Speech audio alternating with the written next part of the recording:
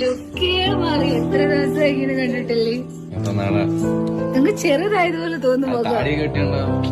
പക്ഷെ ഇത്രയും നല്ല ക്ഷീണിച്ചിരിക്കുന്ന താടി ഉള്ളോണ്ട് അറിഞ്ഞില്ല ക്ഷീണം. ഏട്ട ഫുഡ് കഴിപ്പില്ല ഗൈസ്. ഇവിടെ വീട്ടിൽ വന്നിട്ടും കഴിപ്പില്ല. ഒരു ഇഡലി ഒരെണ്ണം കംപ്ലീറ്റ് ചെയ്യുന്നത്.